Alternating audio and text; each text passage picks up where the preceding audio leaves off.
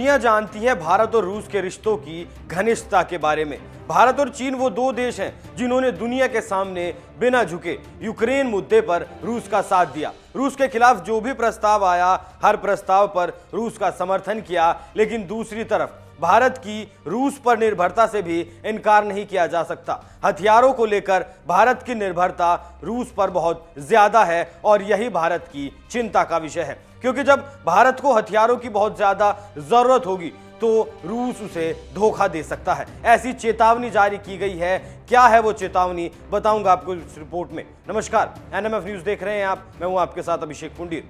रूस और यूक्रेन के बीच युद्ध को 1 साल हो गया और ये जंग अभी खत्म होने का नाम नहीं ले रही। आलम यह है कि अमेरिका और उसके सहयोगी देश जहां यूक्रेन को हथियारों से पाट रहे हैं, वहीं ईरान और अब चीन रूस के साथ पूरी तरह से खड़े दिखाई देते हैं।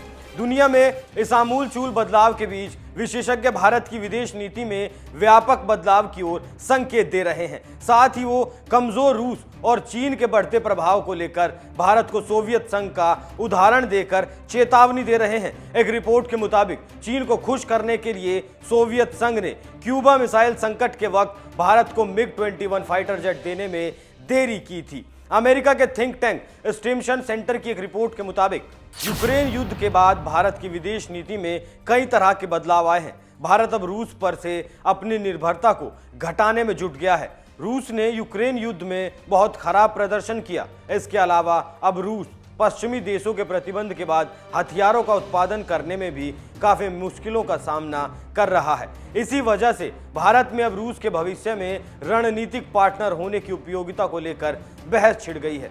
इस रिपोर्ट में भारतीय विश्लेषकों के हवाले से कहा गया कि भारत को एक कमजोर रूस के लिए खुद को तैयार करना होगा, जिसकी चीन पर निर्भरता बहुत ज्यादा है। विश्लेषकों ने कहा इसका दुष्प्रभाव ये हो सकता है कि रूस भारत के हितों के खिलाफ कदम उठाने के लिए मजबूर हो सकता है। इसमें आपातकालीन समय में हथियारों की आपूर्ति पर रोक शामिल है। भारतीय विश्लेषक इसका एक ऐतिहासिक उदाहरण भी देते हैं। साल 1962 में भारत और चीन के बीच जंग हुई थी। उस वक्त भारत को घातक हथियारों की बहुत सख्त जरूरत थी। ठीक उसी समय दुनिया में क्यूबा मिसाइल संकट हो गया था। भारत ने अपने दोस्त सोवियत संघ से MiG-21 फाइटर जेट देने की गुहार लगाई, लेकिन कम्युनिस्ट देश के नेता निकिता ख्रुश्चेव ने भारत को MiG-21 फाइटर जेट देने की डिलीवरी में जानबूझकर देरी कर दी। दरअसल सोवियत संघ को क्यूबा मिसाइल संकट के दौरान अमेरिका से निपटने के लिए चीन के समर्थन की जरूरत थी। इसलिए सोवियत नेता ने भारत को MiG-21 फाइटर जेट देने में देरी कर दी। यही नहीं, पश्चिमी देशों के प्रतिबंधों के बाद अब इस बात का भी खतरा पैदा हो गया है कि भविष्य में चीन के उपकरण रूस के हथियारों के रास्ते भारत आ सकते हैं। इसकी वजह यह है कि रूस को अब पश्चिमी देशों को कोई सप्लाई नहीं मिल पा रही। अगर ऐसा होता है तो यह भारत की सुरक्षा के लिए बड़ा खतरा होगा। रिपोर्ट में यह भी कहा गया है, हालांकि अभी भारत के पास ऐसा हथियार है जो रूस को साथ बने रहने के लिए मजबूर कर सकता है। भारत चीन से इतर रूस का एक बड़ा व्यापारिक साझेदार है। अकेले भारत ने यूक्रेन युद्ध के बीच अप्रैल से लेकर दिसंबर 2022 तक रूस से 21 अरब डॉलर से ज्यादा का कच्चा तेल आयात किया। इससे पहले भारत रूस से ना के बराबर तेल खरीदता था। सैद्धांतिक रूप से भारत इसके जरिए रूस को चीन के साथ जाने से रोक सकता है। भारत रूस के हमले से खुश नहीं है और पीएम मोदी ने पुतिन को सार्वजनिक रूप से युद्ध को लेकर सुना दिया था। अमेरिका के स्टैनफोर्ड यूनिवर्सिटी के थिंक टैंक हूवर इंस्टीट्यूशन की रिपोर्ट के मुताबिक साल 1962 में चीन और सोवियत संघ के बीच दुनिया में वामपंथी आंदोलन का नेता बनने की होड़ लगी थी। सोवियत संघ के नेता ख्रुश्चेव और चीन के कम्युनिस्ट पार्टी के सुप्रीमो माओ त्से तुंग के बीच वैचारिक आधार पर काफी ज्यादा मतभेद हो गया था। ख्रुश्चेव ने अचानक से चीन को दी जा रही व्यापक सैन्य सहायताओं को रोक दिया। इसकी जगह पर सोवियत नेता ने भारत जैसे चीन के पड़ोसी देशों के साथ रिश्ते मजबूत करना शुरू किया, जो ड्रैगन की नीतियों से डरे हुए थे।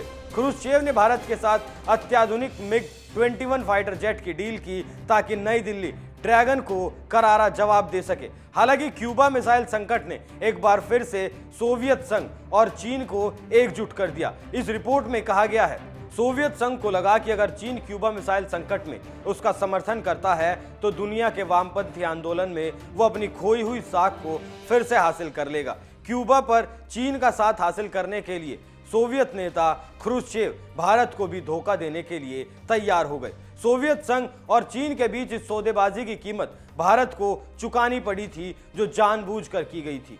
चीन के सैनिकों ने जब भारत पर हमला किया तो सोवियत नेता ने भारत के तत्कालीन प्रधानमंत्री जवाहरलाल नेहरू को नसीहत दी कि बीजिंग के साथ शांतिपूर्ण तरीके से विवाद का निपटारा करें। हुवर की रिपोर्ट के मुताबिक सोवियत संघ के आधिकारिक मीडिया ने सीमा विवाद पर भारत को छोड़कर चीन का समर्थन करना शुरू कर दिया था। भारत और चीन के बीच युद्ध शुरू होने के 3 हफ्ते पहले चीन के प्रधानमंत्री चाउ एन लाई ने असाधारण कदम उठाते हुए सोवियत संघ के राजदूत से MiG-21 डील के बारे में बात की। ख्रुश्चेव ने भारत और चीन के बीच युद्ध शुरू होने के बाद MiG-21 विमान देने में जानबूझकर देरी कर दी। आप इस जानकारी पर क्या राय रखते हैं, हमें कमेंट करके जरूर बताएं। नमस्कार।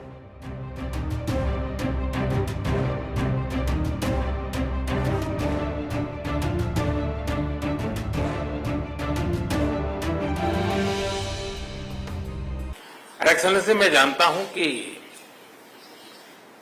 आज का युग युद्ध का है नहीं, और हमने फोन पर भी कई बार आपसे इस विषय में बात की है कि डेमोक्रेसी और डिप्लोमेसी और डायलॉग, ये सारी बातें ऐसी हैं कि जो दुनिया को एक स्पर्श करती हैं। आने वाले दिनों में शांति के रास्ते पर हम कैसे बढ़ सके, उसके विषय में जरूर आज हमें चर्चा करने का मौका मिलेगा। आपका व्यू पॉइंट समझने का मुझे भी एक अवसर मिलेगा। लेकिन फिर भी जो विषय हैं जिसकी बातें मैं करता रहता हूं, एक्सेलेंसी, भारत और रशिया के संबंध अनेक गुना बढ़े हैं। हम इन संबंधों को इसलिए भी महत्व देते हैं कि हम एक ऐसे मित्र रहे हैं जो पिछले कई दशकों से हर पल एक दूसरे के साथ रहे हैं, और पूरी दुनिया भी जानती है कि भारत के साथ रशिया का नाता कैसा रहा है और रशिया के साथ भारत का नाता कैसा